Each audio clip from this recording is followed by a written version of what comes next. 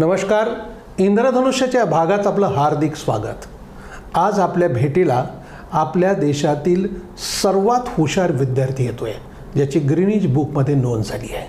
आणि हा विद्यार्थी मराठवाड्यातल्या हिंगोली जिल्ह्यातल्या सेनगाव तालुक्यातल्या एका छोट्या गावातला आहे, की ज्याचं प्राथमिक शिक्षण गावातच 4थीपर्यंत झालं आणि वाशिम जिल्ह्यातल्या रिसोड येथे त्याचं माध्यमिक शिक्षण 5वी ते 10वीपर्यंत आणि 11वी-12वीचं शिक्षण त्याचं राजस्थान कोटामध्ये झालं.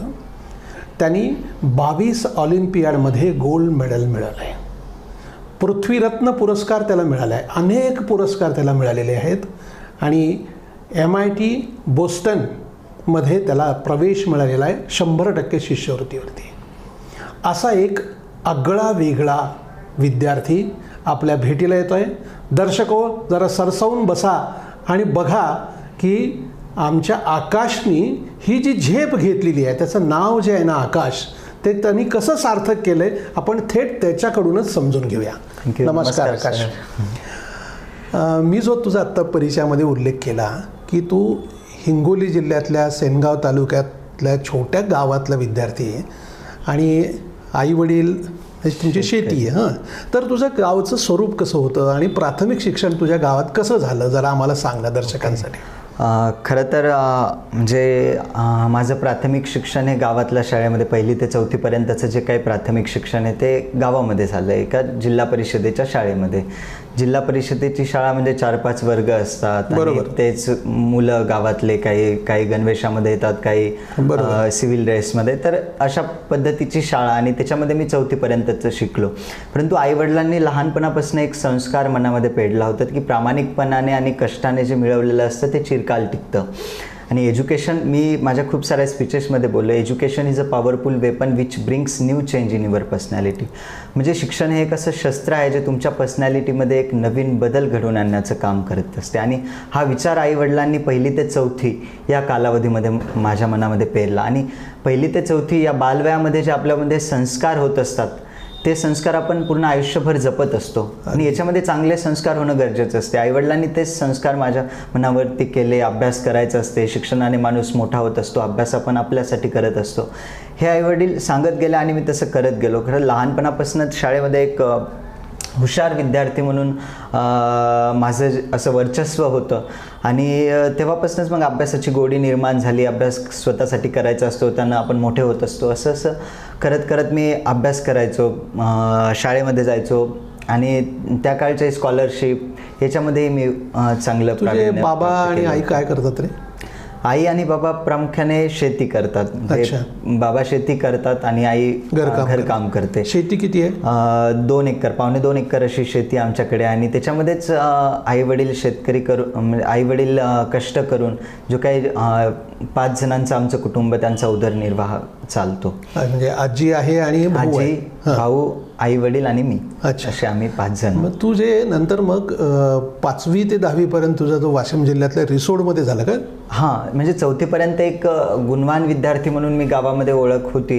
तर आता 5वीमध्ये सेमी, आता एक आपल्याकडे मराठवाड्यामध्ये काय की सेमी, हां, म्हणजे सेमी अवेलेबल नसतं गावामध्ये आणि तेच तालुक्याच्या ठिकाणी किंवा शहरामध्ये असतं. मग आता सेमीमध्ये मला जायचं आहे. आता 5वीमध्ये एक तर ॲडमिशन भेटत होतं सेमीला त्या काळामध्ये आणि 10वीमध्ये एक तर, त्याच्यामुळे 5वीमध्ये सेमीमध्ये जायचं मला. तर आता कोणता ऑप्शन समोर आहे? आईवडिलांच्या त्याच वेळेस एक दूरदृष्टी, म्हणजे वडिलांनी, आईंनी घरची परिस्थिती नसतानाही एवढं मोठं धाडस केलं.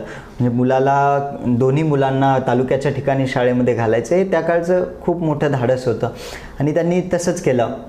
म्हणजे सेमी आता कुठे चांगली, भारत माध्यमिक व उच्च माध्यमिक शाळा रिसोड या ठिकाणी मी ॲडमिशन घेतलं 5वीमध्ये आणि बस हा प्रवास स्टार्ट केला. खरं तर तिथे ॲडमिशन घेतल्यानंतर तिथे शिक्षकांची ओळख व्हायला काही दिवस लागले. नंतर ओळख झाल्यानंतर ॲज अ फ्रेंड, शिक्षक आणि मी ॲज अ फ्रेंड सगळे डाऊट त्यांना विचारायचो. म्हणजे एक तिथेही चांगला विद्यार्थी म्हणून ओळख माझी होती.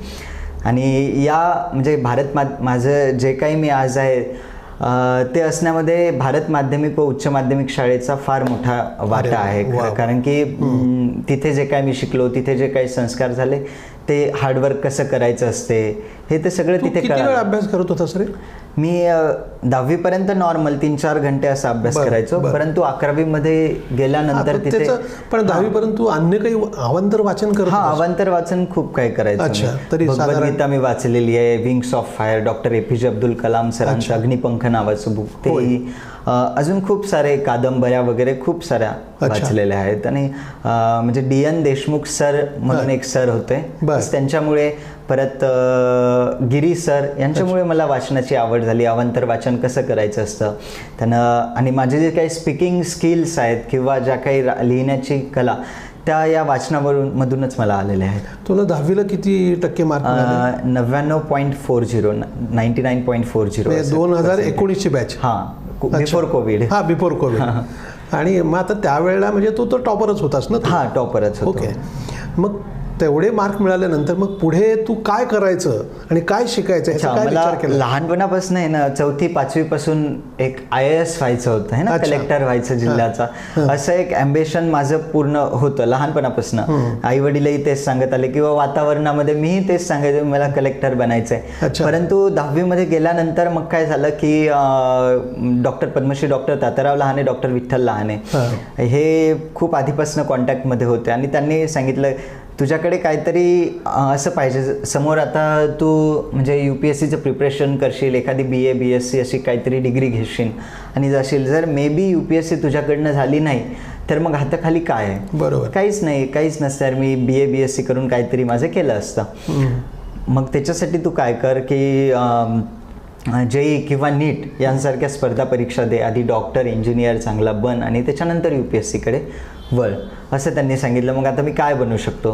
तर मला doctor Padmashri doctor Tatyarao Lahane, doctor Vitthal Lahane यांच्यासोबत मी 1-1.5 दिवस होतो. त्यांनी सांगितलं, ते डॉक्टरची लाईफ मी बघितली, त्याच्यानंतर कळालं की नाही डॉक्टर नाही, मी इंजिनियर चांगला बनू शकतो. आणि मग राजस्थान कोटा येथे 11th मध्ये मी JEEची प्रिपरेशन करणं स्टार्ट केलं. तर असे हे एक महत्त्वाचं वळण माझ्या आयुष्यामधलं. आता तू जेव्हा कोटाला गेलास तर कोटा आपण खेडेगावातले राहिलेले, एकदम कोटा म्हणजे भलतंच मोठं. बरोबर. आणि तिकडेच शिक्षणाच्या तर अनेक गोष्टी, अनेक हुशार विद्यार्थी तुझ्यासारखे पण तिकडे असतील. तर तुझ्या मनामध्ये मग काय काय विचार आले त्यावेळेला? म्हणजे IITच्या प्रवेशासाठी आपल्याला काय करायला पाहिजे, तिकडे अभ्यास कसा करत होता, जरा आम्हाला सांग ना. बरोबर आहे.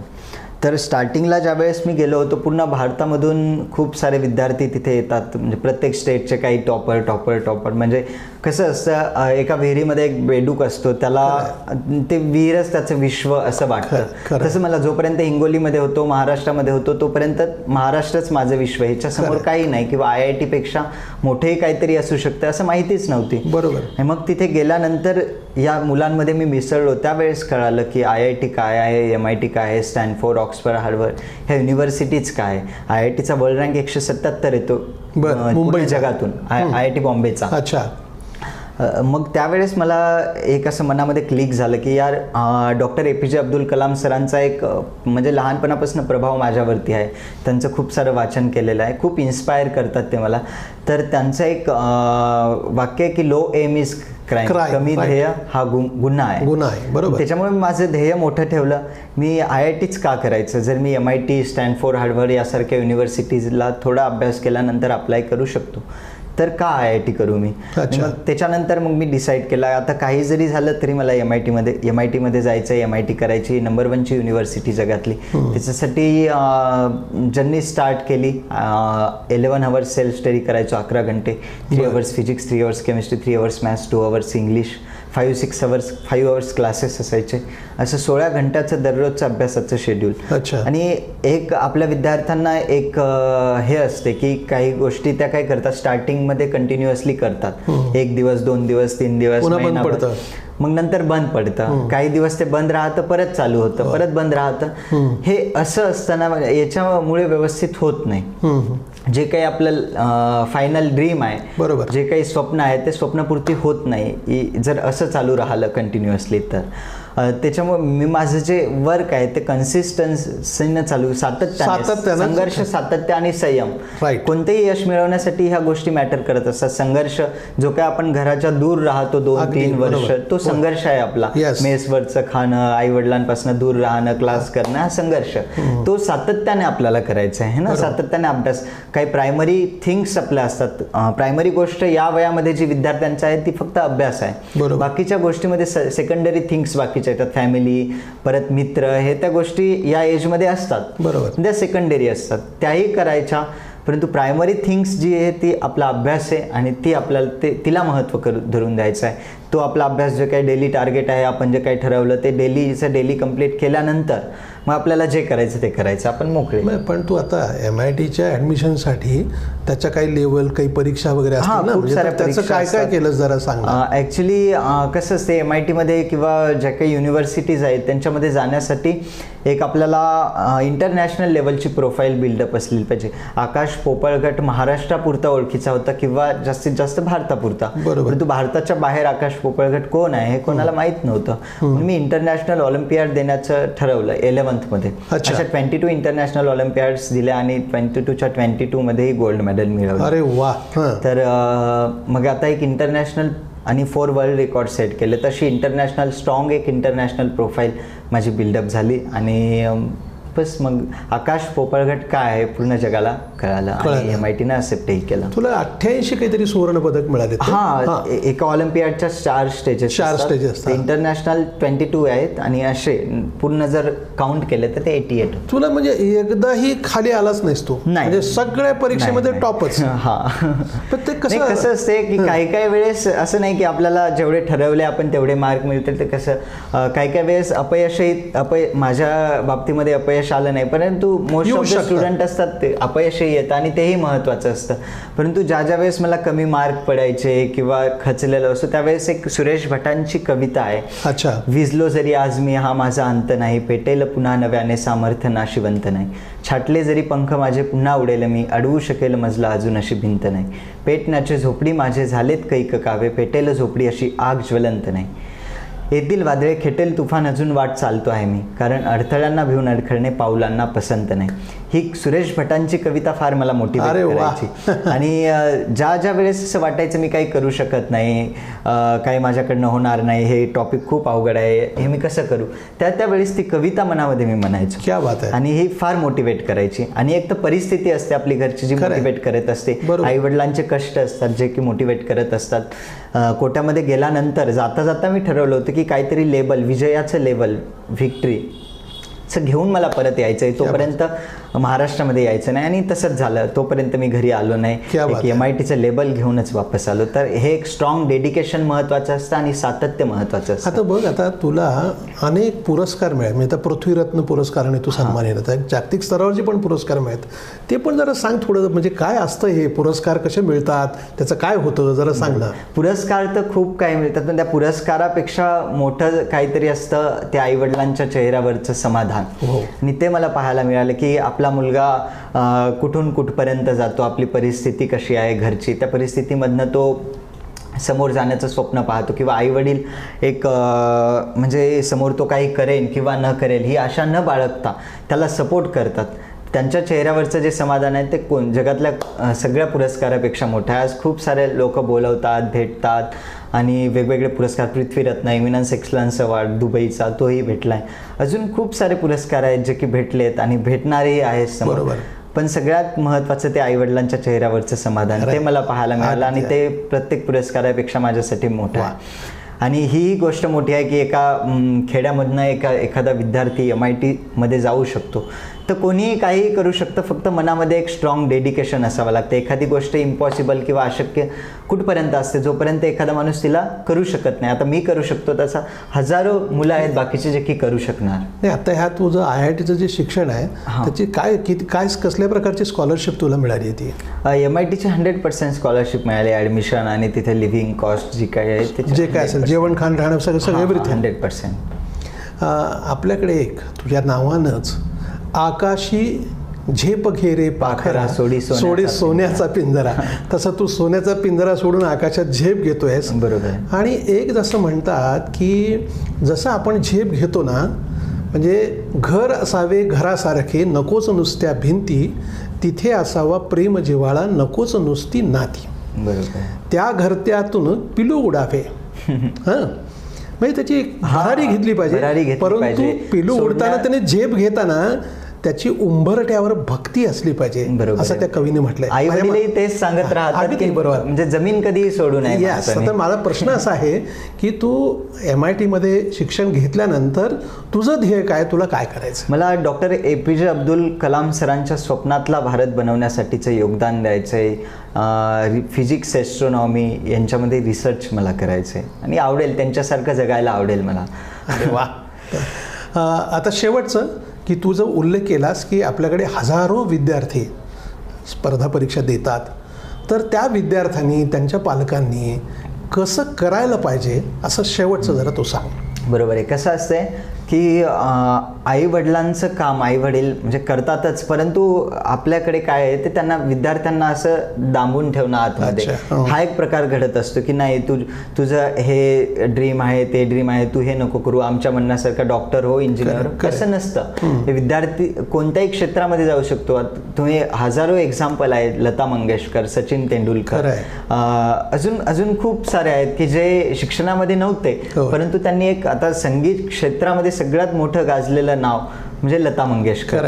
त्यांनी एवढं काही एखाद्या फील्डमध्ये आपण जात असतो, त्या फील्डचा एव्हरेस्ट आपल्याला व्हायचं आहे. एव्हरेस्ट म्हणजे सगळ्यात मोठं ठिकाण आपल्याला गाठायचं आहे. फक्त तेच असते. आणि आईवडील अथरून पाहून पाय पसरा असं म्हणतात, परंतु नाही, तसं नसते. आपलं पायापर्यंत पसरत जायचं, अथरून आपोआप मोठं होत असतं. अरे वा. तर तसंच आहे. आणि विद्यार्थ्यांचं कसं असते म्हणजे कन्सिस्टन्सीनं हार्डवर्क ते करत नाही, नेहमी स्वप्न आपलं मोठं ठेवायचं. मी तर नेहमी विद्यार्थ्यांना सांगत असतो की dream big, do not give a break, keep working hard. It's okay someone is laughing you, pulling your leg, pulling your back down. It's okay, you just keep working hard, looking up to the sky. It doesn't matter what anyone else says. ना लोक काय म्हणतील ते matter करत नाही. कारण एक हिंदीमध्ये एक वाक्य आहेत काही की कुछ रीत जगत की ऐसी है, हर एक सुबह की शाम हुई, तू कौन है तेरा नाम ही क्या, सीता भी यहाँ बदनाम हुई, फिर क्यों संसार की बातों से भीग गए तेरे नैना, कुछ तो लोग कहेंगे लोगों का काम है कहना. त्याच्यामुळे लोक काही म्हणतील, आपण आपल्या वेळासारखा अभ्यास करत राहायचं. आपल्या आईवडिलांचे जे आपल्याकडनं जे काही स्वप्न आहेत, आपले जे काही आपण ज्या पोझिशनवरती स्वतःला इमॅजिन केलं त्या पोझिशनवरती कार्य करत राहायचं. फक्त हेच विद्यार्थ्यांना सांगेल, कन्सिस्टन्सीनं हार्डवर्क करा. आणि पालकांचं कसं असते की गरजेपेक्षा जास्त विद्यार्थ्यांना संसाधने देणं किंवा त्यांच्याकडनं म्हणजे असं ते सांगतात की मला जे मिळालं नाही ते माझ्या विद्यार्थ्यांनाही मिळालं, परंतु तसं नसतं. संसाधने विद्यार्थ्यांना जरूर पुरवा, पण त्याची जाणीवही त्यांना करून देणं गरजेचं आहे. तर असंच की पालकांनी विद्यार्थ्यांकडनं जे काही एक्सपेक्टेशन त्यांची जी काही हे आहे त्याप्रमाणे ठेवावे. अरे धन्यवाद. थँक्यू. मनापासून आभार. प्रेक्षक हो, अतिशय एक वेगळी माहिती आपल्याला आकाशने दिली. आपल्याला हा जर व्हिडिओ आवडला असेल तर तो आपल्या मित्रांना, नातेवाईकांना पुढे पाठवा व सबस्क्राईब करा. धन्यवाद. थँक्यू सर, इथे बोलवलं मला आणि तुमच्या इंद्रधनुष्य याच्यामध्ये सहभागी करून घेतला. आणि विद्यार्थ्यांना हे सांगेल की खूप मोठे व्हा, आपल्या आईवडिलांचं, आपलं महाराष्ट्राचं, भारताचं नाव सगळीकडे गाजवा. ह्याच तुम्हाला शुभेच्छा. धन्यवाद.